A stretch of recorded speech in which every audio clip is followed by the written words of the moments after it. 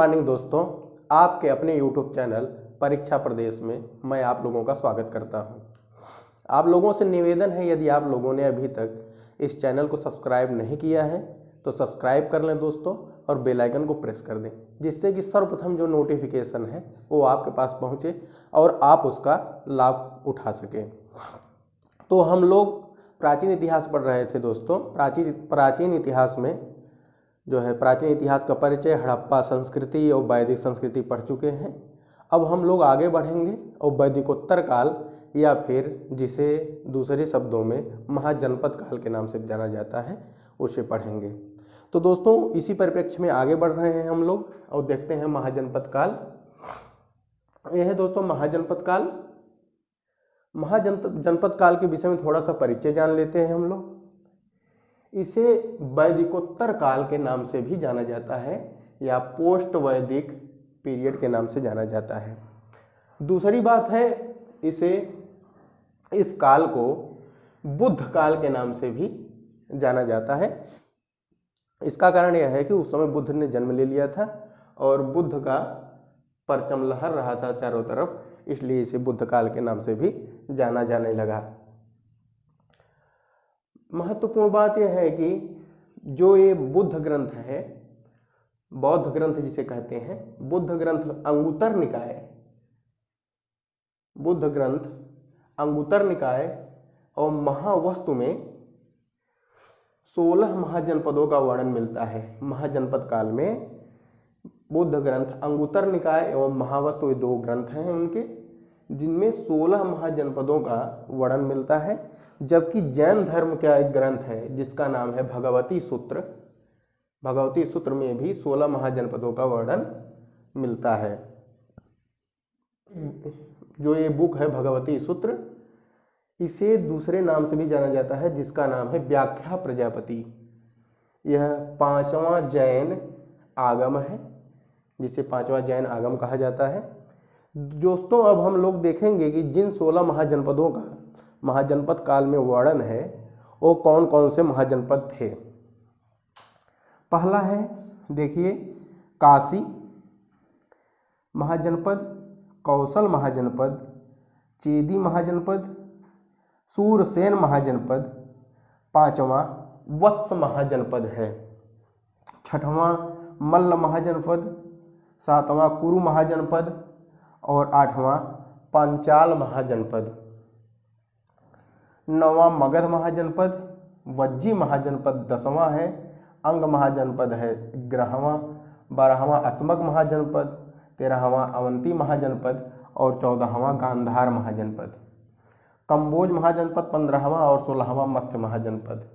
महत्वपूर्ण बात यह है दोस्तों, इन महाजनपदों में से 8 महाजनपद जो थे वे इस समय के उत्तर प्रदेश में ही शामिल हैं, जैसे कि काशी महाजनपद, कौशल महाजनपद, चेदी महाजनपद, सूरसेन महाजनपद, वत्स महाजनपद, मल्ल महाजनपद, कुरु महाजनपद एवं पांचाल महाजनपद।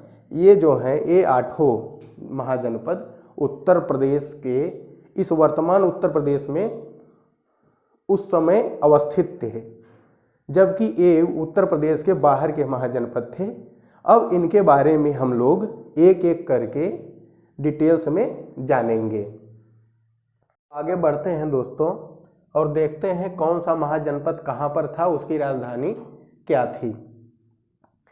आइए देखते हैं अंग महाजनपद बिहार के भागलपुर एवं मुंगेर जिले में, यह वर्तमान बिहार के भागलपुर और मुंगेर जिले में अवस्थित था और इसका उल्लेख महाभारत में मिलता है। उस समय महाभारत में अंग का राजा महारथी कर्ण को माना जाता था, या कर्ण ही महाराजा था अंग का। मगध के शासक बिंबसार, मगध के जो शासक थे बिंबसार, इन्होंने अंग शासक ब्रह्मदत्त को पराजित करके अंग को मगध में मिला लिया था। अंग की जो राजधानी थी वो थी चंपा। अब दूसरी महाजनपद है मगध, जो कि यह बहुत ही महत्वपूर्ण महाजनपद है मगध। इसको हम लोग बहुत ही डिटेल्स में करेंगे दोस्तों। मगध जनपद, नेक्स्ट मगध जनपद है, इसको हम लोग बहुत ही डिटेल्स में करेंगे। आइए देखते हैं, लेकिन अभी नहीं, पूरे 16 महाजनपदों को ख़त्म होने के बाद नेक्स्ट क्लास में इसको लेंगे हम लोग। वर्तमान में पटना गया का क्षेत्र मगध कहलाता था। इसकी राजधानी राजगीर और बाद में इसका पाटलिपुत्र कर दिया गया था। और तीसरा महाजनपद है काशी। काशी जो कि वर्तमान गंगा नदी के तट पर अवस्थित था, और वह कौशल एक महाजनपद है, वहाँ के जो नरेश थे वे काशी को जीतकर अपने राज्य में मिला लिए थे, जिसकी राजधानी वाराणसी हुआ करती थी। काशी की राजधानी वाराणसी हुआ करती थी। चौथा महाजनपद है वत्स। चौथा महाजनपद वत्स है, जिसमें आधुनिक इलाहाबाद का क्षेत्र आता था, और इसकी राजधानी कौशाम्बी हुआ करती थी। वत्स के जो लोग थे दोस्तों, जो हस्तिनापुर था, हस्तिनापुर से ये लोग आए थे और वत्स महाजनपद नाम से इसे जो है इलाहाबाद में बसा दिया था, और इसकी राजधानी कौशाम्बी होती थी। अब इसके बाद नेक्स्ट स्लाइड में देखते हैं। अब दोस्तों हम लोग अगला महाजनपद पढ़ेंगे, जिसका नाम है वज्जी। वज्जी यह वर्तमान बिहार में 8 राज्यों का एक संघ हुआ करता था उस समय, जिसमें वैशाली, लिच्छवी, मिथिला, विदेह, कुद्रगांव, यादृख आदि प्रदेश प्रमुख थे, जिसकी राजधानी वैशाली हुआ करती थी। और दूसरा महाजनपद है मल्ल। मल्ल जो कि वर्तमान देवरिया में स्थित है, जो यूपी में इस समय स्थित है। यह एक प्रकार का संघ हुआ करता था। इसकी 2 राजधानियां हुआ करती थीं। एक होता था कुशीनारा, जिसे वर्तमान कुशीनगर के नाम से जाना जाता है, और दूसरा होता है पावा, जिसे फाजिल नगर, वर्तमान फाजिल नगर के नाम से जाना जाता है। अब हम लोग अगले महाजनपद की ओर बढ़ेंगे, जिसका नाम है सूरसेन महाजनपद। यह उत्तर प्रदेश के ब्रजमंडल में अवस्थित था। यह उत्तर प्रदेश के ब्रजमंडल में अवस्थित था। इसका उल्लेख पुराणों एवं महाभारत में मिलता है। इसकी राजधानी मथुरा को माना जाता है। जबकि अगला महाजनपद है पंचाल। यह वर्तमान रुहेलखंड, यूपी का वर्तमान रुहेलखंड का इलाका है, जो कि बदायूं, बरेली और फर्रुखाबाद का क्षेत्र लगाता है इस समय। और यहाँ पर 2 राजधानियाँ हुआ करती थीं। उत्तरी पांचाल की राजधानी अहि क्षेत्र हुआ करती थी, तथा दक्षिणी पांचाल की राजधानी काम्पिल हुआ करती थी। अब हम लोग आगे देखते हैं दोस्तों। अब अगला महाजनपद है चेदी।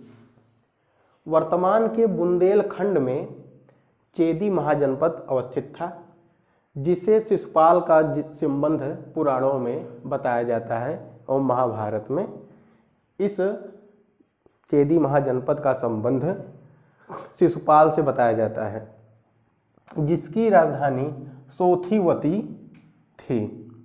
अब अगला महाजनपद है कुरु महाजनपद, जो कि पश्चिमी उत्तर प्रदेश, दिल्ली और हरियाणा में अवस्थित, और वर्तमान के मेरठ जिला में भी थोड़ा बहुत अवस्थित था, जिसकी राजधानी हस्तिनापुर और दूसरी राजधानी थी इंद्रप्रस्थ। यह महाभारत जो हस्तिनापुर था, धृतराष्ट्र वाला पांडवों का इलाका जो था, पांडवों की राजधानी इंद्रप्रस्थ हुआ करती थी, और कौरवों की हस्तिनापुर हुआ करती थी। गांधार है अगला महाजनपद, जो कि सिंधु नदी का तटवर्ती क्षेत्र पर बसा हुआ था, जो वर्तमान पाकिस्तान में पेशावर और रावलपिंडी का क्षेत्र लगाता है, जिसकी राजधानी तक्षशिला थी। यहीं पर गांधार में ही तक्षशिला विश्वविद्यालय की स्थापना भी हुई थी, जहां पर चाणक्य की शिक्षा दीक्षा पूरी हुई थी, वह तक्षशिला विश्वविद्यालय था। अब अगला महाजनपद है दोस्तों कंबोज। कंबोज यह दक्षिण पश्चिम कश्मीर एवं अफगानिस्तान के कुछ भाग पर अवस्थित था, जिसकी राजधानी हाटक हुआ करती थी। अब हम लोग अगले स्लाइड में अगला महाजनपद देखेंगे। अब हम लोग दोस्तों अगला महाजनपद पढ़ेंगे, जिसका नाम है अवंती। अवंती पश्चिमी और मध्य मालवा का क्षेत्र में अवस्थित था, जिसकी 2 राजधानियां हुआ करती थी। एक उत्तरी अवंती, जिसकी राजधानी उज्जैन हुआ करती थी। दूसरा दक्षिणी अवंती, जिसकी राजधानी महिष्मती हुआ करती थी, बाहुबली वाली, महिष्मती बाहुबली।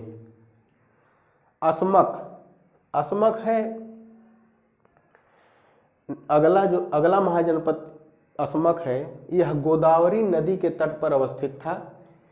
यह मात्र एक महाजनपद था जो गोदावरी नदी के दक्षिण में स्थित था दोस्तों, और इसकी राजधानी प्रतिष्ठानपुरी, जो बाद में पैठण शहर के नाम से जाने लगी। अगला महाजनपद हुआ मत्स्य। इसकी वर्तमान स्थिति जयपुर, अलवर और भरतपुर में, जो कि पूर्वी राजस्थान में लगाता है, वहाँ पर अवस्थित था। इसकी राजधानी दोस्तों विराटनगर थी। इसका भी वर्णन महाभारत में मिलता है।